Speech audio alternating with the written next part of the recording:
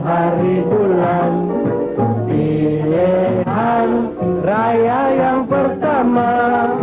Pergilah, undilah bersama-sama. Hari undi di persekutuan.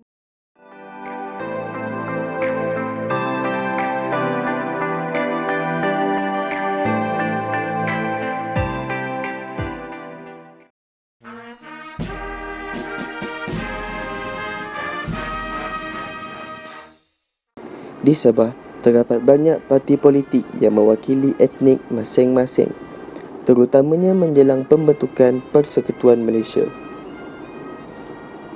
Gabungan sedemikian penting untuk menjamin kestabilan dan memastikan suara semua etnik diwakili.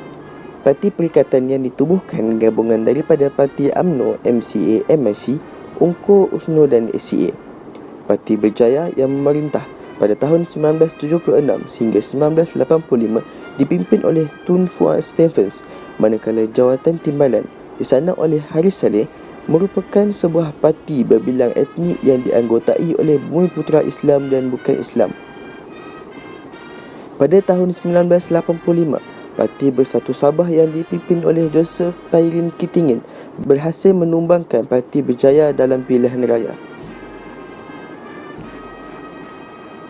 Semasa pemerintahan PBS, krisis dan ketegangan berlaku antara kerajaan negeri dengan kerajaan pusat. Kejatuhan PBS membawa perubahan besar di dalam politik di Sabah dan memberi laluan kepada Barisan Nasional untuk memerintah negeri Sabah. UMNO telah berjanji untuk melantik jawatan Ketua Menteri mengikut giliran serta menyatukan pelbagai etnik dan melahirkan beberapa buah parti baharu. Proses politik di Sabah memperlihatkan kewujudan parti politik yang berasaskan kepentingan kumpulan etnik tertentu. Etnik Bajau, Sulu, Melayu, Brunei dan Bumiputra lain yang beragama Islam berjaya disatukan di bawah UMNO. Usaha terus dijalankan untuk memupuk perpaduan etnik melalui kerjasama politik.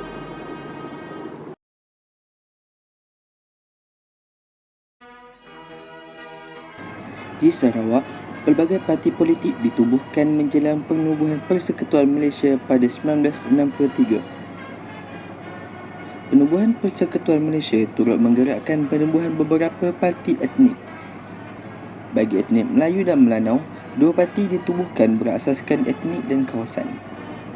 SUPP yang ditubuhkan pada 1959 merupakan parti tertua di Sarawak.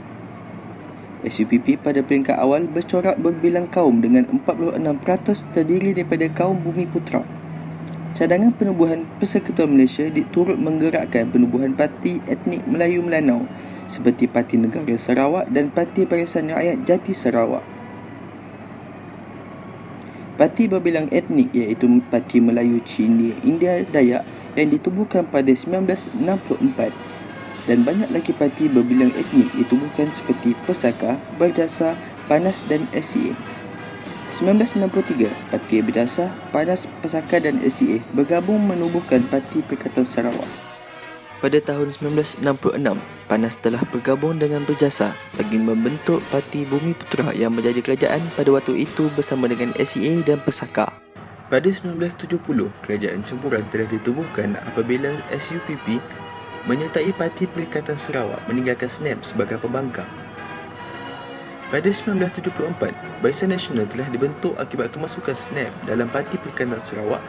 Semenjak 1974, BN telah menjadi kerajaan dalam politik Sarawak. Pada PRU ke-14, pembentukan baharu juga telah wujud dalam Sarawak. Walaupun Pakatan Harapan memenangi, namun BN tetap menguasai Sarawak.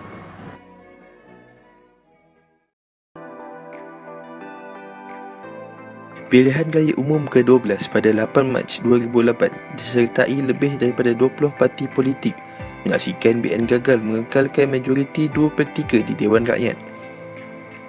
Pakatan Rakyat terdiri daripada PKR, API dan PAS melancarkan manifesto menggambarkan keprihatinan mereka terhadap isu yang berkembang di dalam masyarakat. Kesemua ini menunjukkan penekanan mereka terhadap isu yang sering menjadi kegelisahan dan kekecewaan rakyat iaitu berkenaan dengan kemerosotan ekonomi. BN melancarkan manifesto dengan coran kata selamat, aman dan makmur.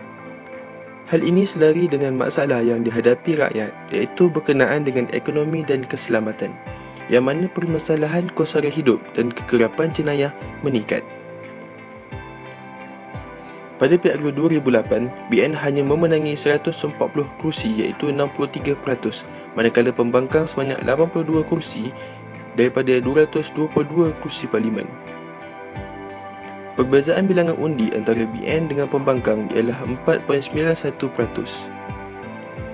PRU tersebut menunjukkan landscape politik yang semakin beranjak, yang mana BN gagal meneruskan pencapaian seperti PRU 2004 apabila ayunan undi yang besar beralih kepada pembangkang.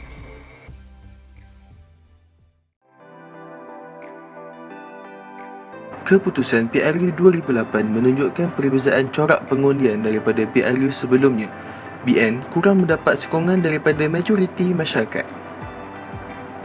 Isu perkauman dimanipulasi oleh sesetengah pemimpin parti politik sebagai strategi untuk memancing undian.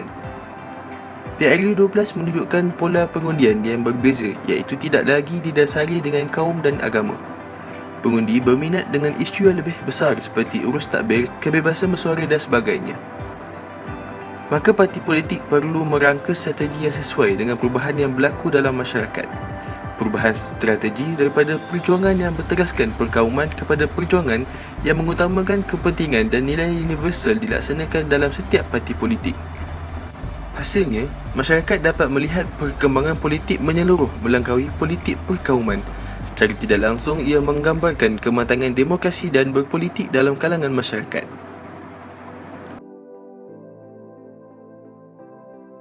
Dalam pilihan raya 2008, di luar daripada jangkaan ramai, rakyat lebih memihak kepada pembangkang dan menolak Barisan Nasional yang disifatkan sebagai tsunami politik. Untuk pertama kali, BN kehilangan sokongan masyarakat pelbagai kaum. BN mengalami kekalahan, sedangkan sebelumnya kawasan sedemikian merupakan kubu kuat BN. Kekalahan teruk MCA dan gerakan yang mewakili masyarakat Cina memberi kesan besar terhadap peluang BN memenangi majoriti 2/3. Dari segi corak pengundian etnik Cina pula, di kawasan yang mempunyai 30% majoriti Cina, mereka lebih cenderung menyokong pembangkang seperti DAP dan PKR.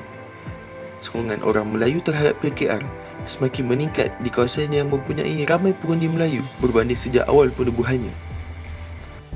PAS juga turut mendapat sokongan yang lebih kuat berbanding UMNO di kawasan yang serupa. BN yang terdiri daripada parti politik yang mewakili pelbagai kaum sejak awal penubuhannya merupakan contoh terbaik permufakatan politik yang berjaya sehingga kestabilan sosio-politik dapat dijamin, wakil pelbagai kaum saling berkompromi serta dapat mengelakkan mana-mana kaum memonopoli kuasa dan memerintah negara ini. Permufakatan politik akan terus menjadi jalan bagi menjamin kestabilan negara. Pengalaman lalu membuktikan bahawa negara kita berjaya mengukir kejayaan dalam pelbagai bidang dan mencapai perpaduan kerana rakyat pelbagai kaum bersedia untuk menjalin kerjasama, berkongsi kuasa dan permufakatan dari segi politik. Parti politik mewakili pelbagai kaum membentuk kesepakatan baik pihak kerajaan maupun pembangkang. Prinsip perkongsian kuasa dan permufakatan serta akomodasi antara kaum dan pelbagai parti politik merupakan tonggak keutuhan dan survival negara ini.